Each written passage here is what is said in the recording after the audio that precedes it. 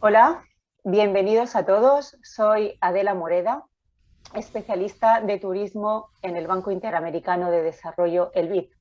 Es un placer estar aquí hoy para hablar de tecnología aplicada al turismo en el marco del programa Turismo Futuro, impulsado por el BID y financiado por el Fondo General de Cooperación Española en el banco. Esta sesión va a ser en español, pero tenemos disponible interpretación simultánea en inglés. Para cambiar de idioma, por favor, seleccione el icono del mundo ubicado en la parte inferior de la pantalla. Además, podrán realizar preguntas a través del canal de chat, tanto en inglés como en español, cuando abramos la ronda de preguntas. Voy a cambiar al inglés para dar estas mismas instrucciones. Welcome, I'm Adela Moreda, Tourism Specialist at the Inter-American Development Bank, the ADB. It is a real pleasure to be here today to talk about technology applied to tourism within the framework of the Future Tourism Program, promoted by the ADB and financed by the Spanish General Cooperation Fund at the bank. This session will be in Spanish, but simultaneous interpretation in English is available. To change languages, please select the world icon located at the bottom of the screen. In addition, you will be able to ask questions through the chat channel, both in English and Spanish, once we have opened the round of questions. Esta sesión es la segunda que This session is our second one that we hold this week. Last Tuesday, we talked about the strategic use of technology in the phases of tourist trip, and today we will talk about technological solutions for the sustainability of destinations. These two webinars, as I just said, are framed within the framework of the IDB's Future Tourism Program. This IDB program was born in the complicated context of COVID-19. Despite the fact that the health situation is improving by leaps and bounds, the recovery still uneven depending on specific countries and destinations. The sector remains mired in uncertainty due to the persistence of outbreaks, but also to widespread inflation and global supply problems. This crisis is joined by other previous structural challenges of the sector in Latin America, the Caribbean, related to the need to increase the competitiveness of small and medium-sized tourism enterprises in the region, to improve the distribution of the economic benefits of tourism among the vulnerable groups in society, in order to strengthen the environmental sustainability and climate management of the sector, which is what we will be discussing today, as well as to strengthen regional tourism governance, which in general is characterized by low levels of coordination between the public sector, the private sector, and local communities. In this context, technology is a fundamental ally for the resolution of these challenges. And in this sense, the Future Tourism Program has two main objectives. One, to accelerate the transfer of technologies towards the solution of specific sectoral challenges. And secondly, to stimulate a network coordination of the regional tourism ecosystem around technological development. The program has different types of actions that combine technical assistance, dissemination of knowledge, and training, and it is in this last section where today's webinar is framed. We have sought the allies with the greatest knowledge of technology and tourism at a worldwide level, among which we have the Spanish public company Segitur, which has a vast experience in promoting the figure of intelligent tourist destinations, and that is acquainted with the best global technological experiences in this sector. Today's session will be moderated by Segitur and will be fully recorded. You can find the video on the bank's website and on Segitur's YouTube channel. Without further delay, let me give the floor to Victor Badorrey, Director of Institutional Relations of Segitur, who will be moderating this virtual session today. Thank you all for your time and for being with us, and I hope that this second meeting will be very useful. Thank you very much. Thank you very much, Adela. Thank you very much for the confidence bestowed on Segitur for the development of your strategic projects. And before I get this going, I simply wanted to share with you some brief logistic recommendations about the webinar itself. All microphones will be muted, and at the end of the webinar, we will have the possibility to address Q&A to participants. You can do it by using the chat at the bottom of the Zoom screen. You have the chat icon, and you can include your questions there so that at the end of the 5 presentations that you will be hearing now, if we have time, we will be able to read the questions. As Adela was saying, this will be recorded, and later on, it will be placed on the Future Tourism website of the IDB. We have this session as well as a Tuesday session. For those of you who are interested, a solution devoted to technological solutions to boost tourism. And today, we're starting to hold the second one of these sessions that we're organizing in Sequitur, framed within the Future Tourism Program, where we're analyzing the main trends for the use of technology that we're visualizing in the tourist sector. So during the second session, we will try to review some of the technological solutions that will help destinations in order to have sustainable development of these. So we will concentrate on how to use technology to contribute to one of the most important elements, such as sustainability and tourism. Although in the previous webinar, we structured everything and solutions based on the tourist cycle, today, they will be defined on many of the challenges faced by the sustainability in the tourist sector, capabilities offered by this sector, with a circular economy that can be implemented in tourist destinations, how we measure the environmental impact of a destination, how do we measure the carbon footprint in a certain destination, how to use artificial intelligence or blockchain for sustainable destinations. So we have 5 experts today with us who will now share with us some brief presentations, around 20 minutes each, so that you know how much each one of the presentations will last and how these technologies are being developed and used, so that, as I said at the beginning, at the end of the presentations, we can have some time for Q&A. We will begin with the presentations for this session, so we will get this going with how to make the best of tourist solutions. And for that, we have for today's session, Celia Romero, who's the CEO and founder of the Tourist Intelligence Company, a company specialized in follow-up tourist destinations, tourism intelligence, with great knowledge on finding smart office green solutions. So Celia, you have the floor, please. Thank you very much. First of all, thank you to the IDB and Sequitur for once again inviting me to this work session such as today's. And without further ado, let me move on directly into my presentation. First of all, my presentation has been subdivided into 4 segments. So first one, sustainable and intelligence governance. What is a smart office? How can we manage a smart office through the use of follow-up of intelligence towards destinations and success cases where we are internally related? One is Benidorm, because we implemented the Tourist Intelligence Service, as well as the first certified destination in the world.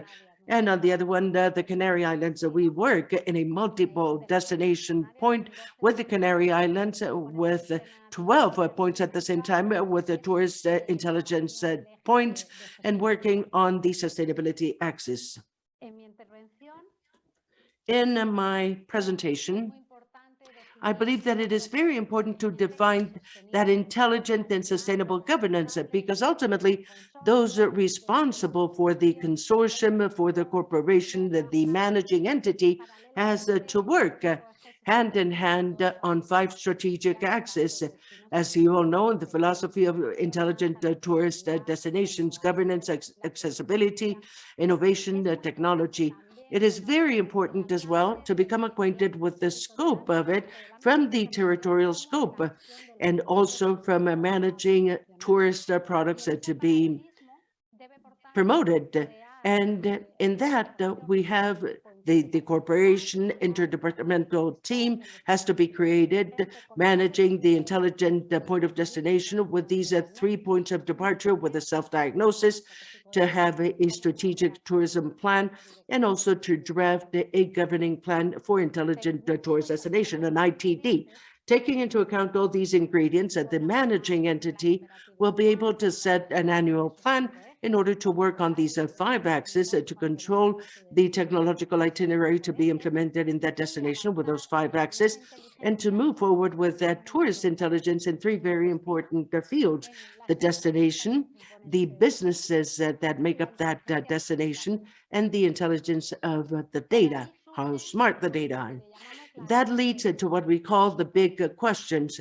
And where do I start? And how do I organize all of this? What or how can I do this only from the point of view of tourism? Do we have technological solutions in order to have this intelligent and sustainable governance? Yes, there are. There's several tools that will be supporting the managing entity in that governance and that implementation of each one of these technologies that will have to be implemented in the destination and in that path that would have to be covered in order to consolidate these 5 axes of an intelligence tourism destination, an ITD. The recent update of this standard defines the smart office as a physical or virtual environments where one can visualize the optimization of governance of data and which will assist us in order to plan, coordinate, and carry out the development and implementation of the transformation process of an ITD in these 3 layers that we discussed: the destination, the businesses, and intelligent data. And that other big question, the smart office enables us to create a space in order to share data in managing the technological itinerary and a territorial lab, because ultimately both the citizen as well as the tourist travel and walk down the same streets, they enjoy that territory. And that area will be transforming as it becomes an intelligent tourist destination.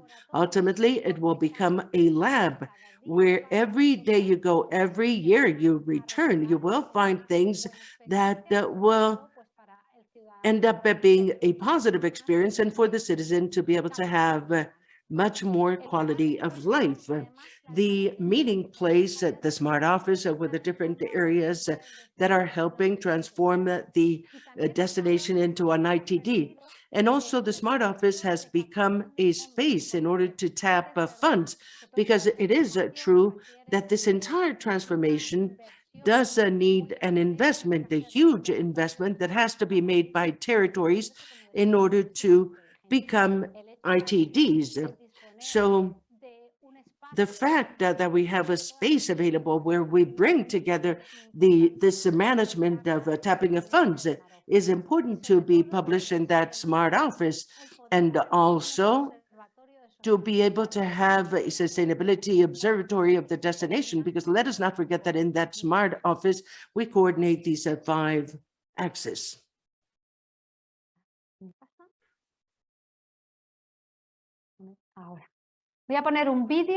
Let me show a video now, which summarizes the smart office for Benidorm. That was the first smart office that was set up for an ITD.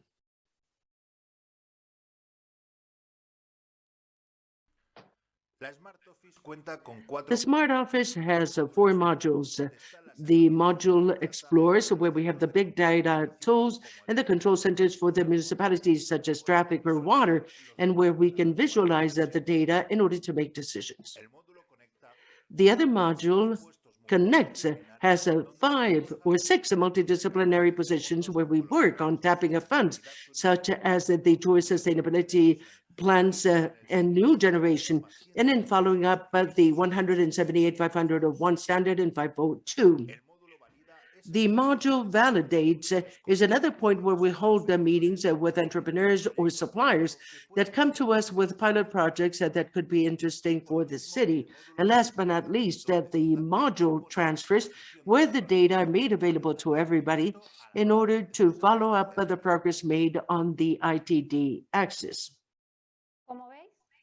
As you can see, having available a smart office will be extremely helpful in order to visualize the data makeup that we have to create for the destination, the data that are collected in tourism offices, the data that are collected from the different control centers, such as the water cycle, the control, the traffic control, energy efficiency.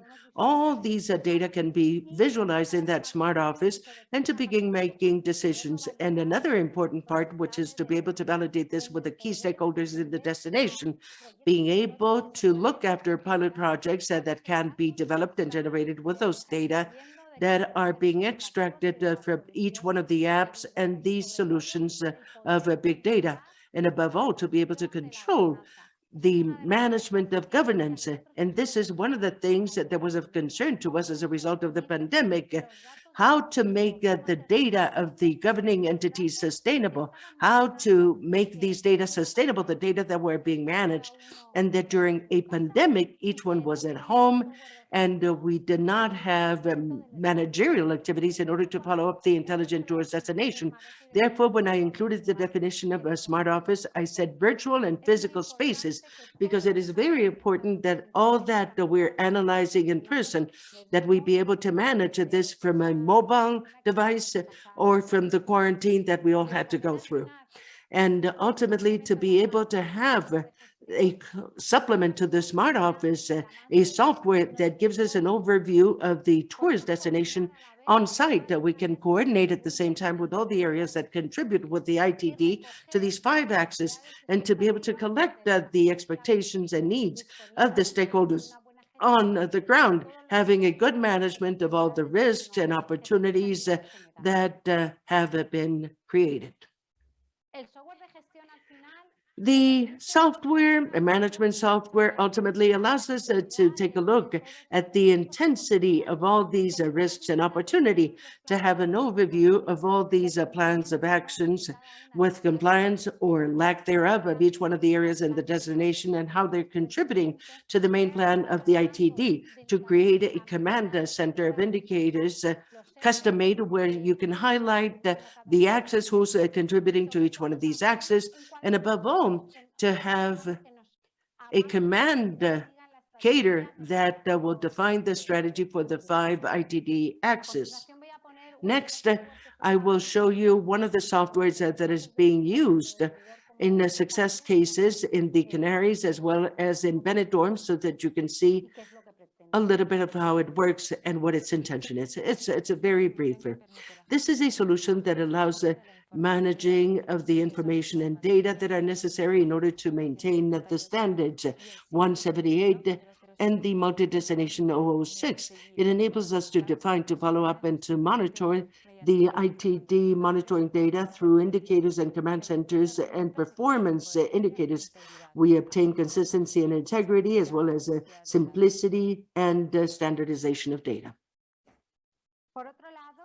On the other hand, it is important that each one of the persons that are in the municipalities to talk about their own experience, how they're managing this entire part of the ITD and sustainability.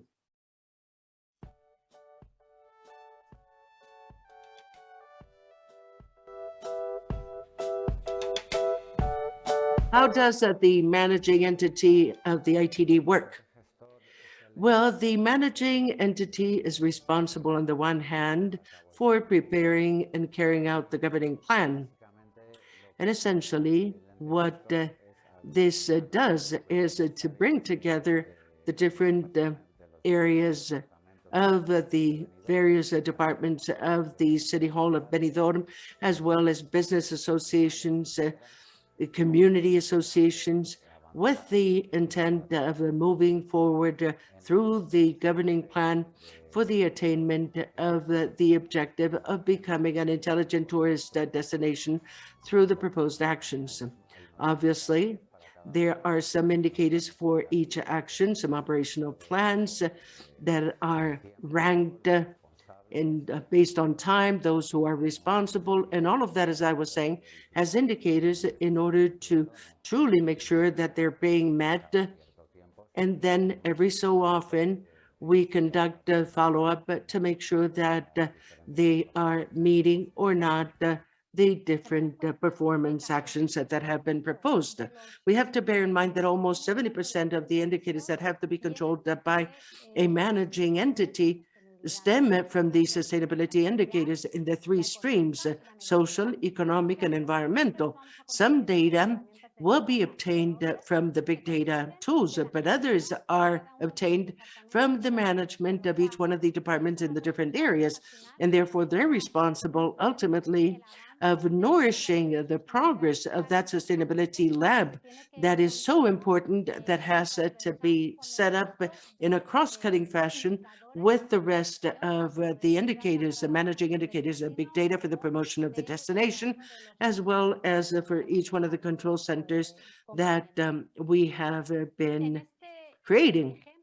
And in this example of Benidorm that you've seen at the smart office, it is true that when this was created, it had a certain solutions of being able to provide solutions to the 5 axis to trying to connect it to these big data tools.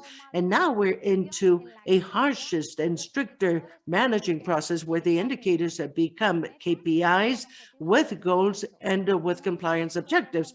That is to say, it is not sufficient to say, I have 100 kilometers of bicycle paths, but we need to have a goal. That is to say, in 4 years, the growth in the bike path, how will it grow? And every year we have to see whether we're meeting that objective or not, so that we can improve the management or the interventions that have to be done on site. Therefore, it is important that in that vision, we not only see this with including big data tools and platforms, but the managing entity must have a tool in order to control that sustainability. In the case of the success story of Canaries, we will hear from the person responsible from the Association of the Tourist Activities in Canary, and how they have to create this example and this smart office multi-point, virtual multi-point destination at some point. Can you show the video? The interpreters apologize, but we cannot hear the video. Ayuntamientos más importantes de Canarias, de tener un sistema de inteligencia implantado, donde poder compartir datos reales, donde poder compartir y tomar decisiones de carácter global, porque a todos nos afectan los mismos problemas, y sobre todo de plantearle propuestas al Gobierno de Canarias planteadas en datos concretos, en datos fundamentados. Pues es muy importante, por eso nuestra apuesta decidida por implantar cuanto antes un sistema de inteligencia global que afecte a los 13 municipios. Perfecto. Pues Very well then. At this time, the system is a system that's been operating for 6 months, and we've been able to create a management software for multiple destinations, from which we are already getting very valuable reports on connectivity and other parameters, but we're also comparing our data with the 18 indicators defined by the sustainability axis. So based on the objectives that you set for yourselves, you can start seeing in all 12 municipalities located in different locations in the Canary Islands, you can look at different parameters such as energy usage, water usage, traffic patterns, traffic volume, number of electric vehicles. So there are 18 different indicators with KPIs that make up the subset of the best metrics for all those 12 municipalities that are deemed to be the most important in the Canary Islands. And it's the first time that we bring them together to do the comparative analysis for all of them based on these KPIs and through the use of this intelligent system. With nothing further, because we don't have any more time left for the presentation, we just want to conclude by saying that in order to maintain the sustainability of all of this framework, we need to continue to maintain each one of the tools that is deemed necessary for the operators on the ground. So it's important for us to have a global vision of how to incorporate sustainability throughout the layers of operation. I thank you. That's all I had. I'm happy to answer questions. Thank you very much, Celia, for your presentation. I don't know if the green goes before the smart or vice versa, but clearly we're looking at a very challenging issue that we are better able to manage through the use of these smart systems. Exactly. Let's move on to another topic that has had a great deal of importance in recent times, and I'm referring to the circular economy applied to the tourism sector.